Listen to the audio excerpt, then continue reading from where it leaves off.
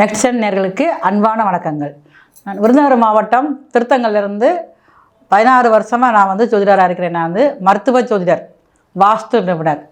இப்போ இன்றைக்கி பதிவில் நம்ம பார்க்க போகிறது பங்குனி மாதங்கள்.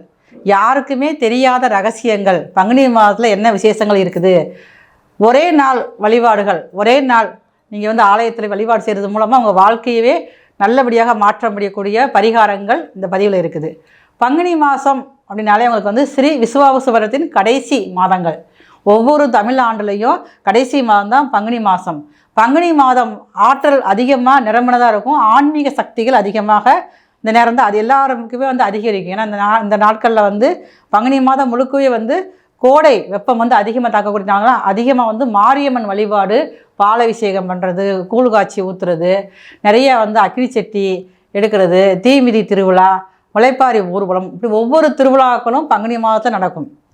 அது மட்டுமே இல்லாமல் பங்குனி உத்திரம் ஸ்ரீ முருகப்பெருமானுக்கும் வள்ளிக்கும் திருமணம் நடந்த நாளாகவும் இந்த பங்குனி உத்திரம் கொண்டாடப்படுகிறது. அகிலத்தையே காத்து கொண்டிருக்கும் ஈசன் சிவபெருமானுக்கும் பார்வதி தேவிக்கும் திருமணம் நடந்த ஒரு நாளும் பார்த்திங்கன்னா பங்குனி உத்திரம் தான். இத்தனை சிறப்பு வாய்ந்த நாட்களில் இந்த பங்குனி மாதத்தில் கிரக நிலைகள், சூரியன் போராட்டாதி 3ஆம் பாவத்திலேருந்து 4ஆம் பாவத்துக்கு போகிறாரு, மீனத்துக்கு சஞ்சரிக்க போகிறாரு. குரு பகவான் மிதுனத்தில் இருக்கிறாரு. அவர் ஆல்ரெடி இந்த பங்குனி மாதம் முழுக்கவே குரு பகவான் மிதுனத்தில் இருப்பார். கேது பகவான் பங்குனி மாதம் முழுவதும் சிம்மத்தில் இருக்கார். ராகு பகவான் பங்குனி மாதம் முழுவதுமே கும்பத்தில் இருக்காங்க. இந்த மாதத்தின் ஆரம்ப காலகட்டத்தில் சுக்கிரன், புதன், செவ்வாய் எல்லாருமே கும்பத்தில் இருக்கிறாங்க. 14/3/2026 அதிகாலை 3 மணிக்கு பங்குனி மாதம் ஆரம்பிக்குது. அப்போ தனுசு லக்கணத்தில் ஆரம்பிக்குது. தனுசு லக்கணத்துலேயும் தனுசு ராசிலேயே சஞ்சாரத்தில் இருக்கார். சந்திரன் பூராடம் நட்சத்திரத்தில் இருக்கிறாரு. தன்னுடைய ராசி, நான் தனுசு ராசியோடைய அதிபதி குரு பகவானையே தன்னுடைய ராசியை பார்க்குறதுனால தனுசு லக்கணத்திலேயே இந்த பங்குனி மாதம் பிறக்கிறதுனால மிகவும் ஒரு அற்புதமான மாதமாக இந்த பங்குனி மாதம் முழுவதும் இருக்கும். ஒவ்வொரு ராசியினருக்கும் எந்த மாதிரி அமைப்புகள், என்னென்ன மாதிரி நல்ல பலன்கள் கிடைக்க போகுது அப்படிங்கிறத பற்றி நம்ம அடுத்த பதிவில் பார்ப்போம். வாங்க வீடியோக்குள்ளே போகலாம். அதிகமான கருணை உள்ளம் கொண்ட மீனராசி நேயர்களே, உங்கள் ராசியிலேயே உங்கள் 6ஆம் அதிபதியான சூரிய பகவான் இருக்கார். ஆல்ரெடி சனி பகவான் அங்கே இருக்கார். 11/12 கூடிய சனி பகவான் உங்கள் ராசியிலே இருக்கார். கூட 6ஆம் அதிபதி சேர்ந்துட்டார். நம்மளை என்ன வாடு படுத்த போகிறாங்களோ அப்படிங்கிற ஒரு எண்ணம், பயம் உங்களுக்கு இருக்கும். சென்மச்சனி வேறு நடந்துக்கிட்டு இருக்கு, ராகு பலனில் இருக்காரு அப்படிங்கிற ஒரு பயம் உங்களுக்கு இருக்கும். அப்போ எதுலேயுமே ஒரு தெளிவான குழப்பமான தெளிவான முடிவுகள் எடுக்கவே முடியாது. ஏற்றாலும் குழப்பம், படுத்தாலும் தூக்கம் வர மாட்டேங்கி, வெளியில் போனாலும் எப்படா வீட்டுக்கு போகணுன்னு இருக்கும், வீட்டில் இருந்தால் எப்படா எங்கேயாவது போகுமாங்கிற எண்ணங்கள் அதிகமாக இருக்கும். இதில் பார்த்திங்கன்னா உடல் உபாதைகள் வேறு அதிகமாக இருக்கும். ஏன்னா சனி ராசியிலே உட்காந்துருக்காரு. அப்போ உடம்பெல்லாம் பார்த்திங்க எப்போ பார்த்தாலும் வலிச்சுக்கிட்டே இருக்கும். கால்சியம் சத்து உங்களுக்கு ரொம்ப குறைவாக இருக்கும். இந்த மாதத்தில் கால்சியம்ங்கிற சத்து ரொம்ப குறைவாக இருக்கும். சில பேருக்கு பாருங்கள் காட்டு பிரச்சனைகள் வரும்.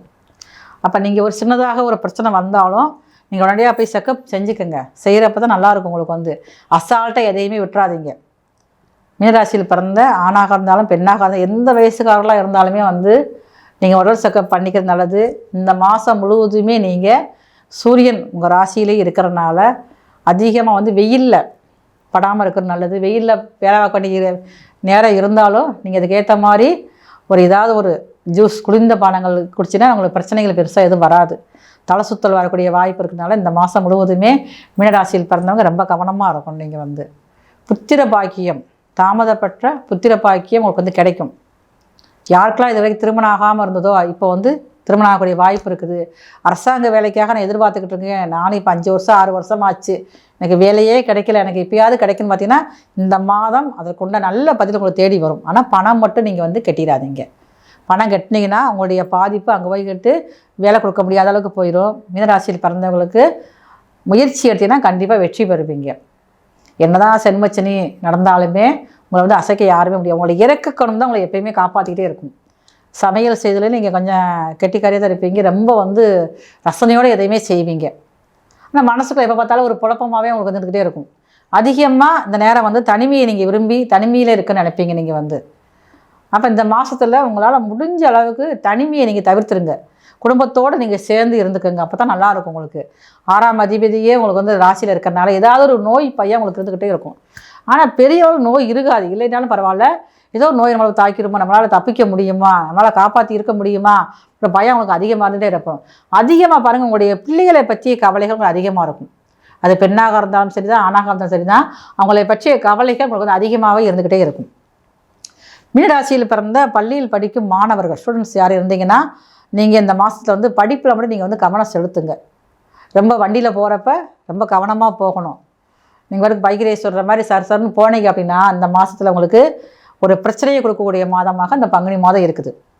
இந்த ராசியில் பிறந்த பெண்களுக்கு ரொம்ப வந்து உங்களுடைய அழகு வந்து தனித்துவமாக வெளிப்படும். உங்களை நீங்களே வந்து கொஞ்சம் அழகாக ரசனையாக இருக்கன்னு நீங்கள் உங்களை மாற்றிக்க நினைப்பீங்க.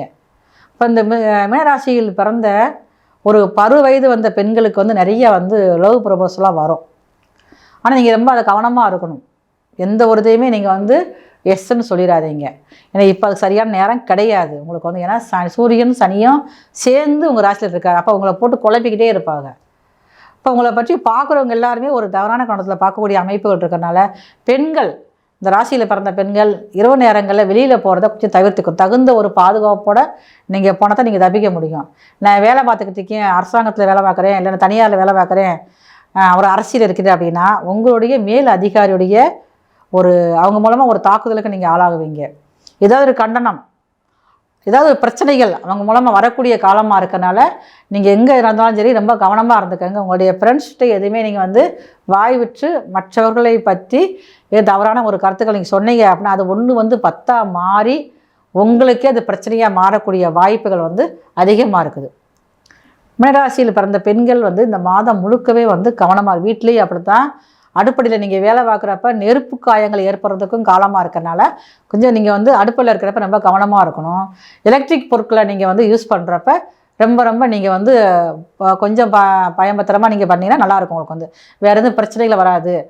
எலக்ட்ரிக் பொருள் யூஸ் பண்ணாலும் அப்படித்தான், அடுப்பில் இருந்தாலும் அப்படித்தான் பார்த்துக்க, ரொம்ப கொஞ்சம் கவனமாக இருந்துக்கங்க. மேலும் உங்கள் ராசிக்கு வலிமை சேர்ப்பதற்காக உங்கள் இருக்க அன்னை மீனாட்சியை நீங்கள் வந்து வியாழக்கிழமை காலையில் போய் ஒரு அன்னைக்கு வந்து ஒரு தாமரைப்பூ, சிவம்பு தாமரைப்பூ வாங்கி கொடுத்து, அம்பாளுக்கு பிடிச்சது தாளம்பூ, குங்குமம், இந்த 2 வாங்கி கொடுத்து உங்கள் பேரில் வந்து உங்கள் ராசி சொல்லி அர்ச்சனை பண்ணிட்டு விளக்கு போட்டு வாங்க. இந்த மாதம் முழுவதும் உங்களுக்கு வலிமைகள் அதிகமாக இருக்கும்.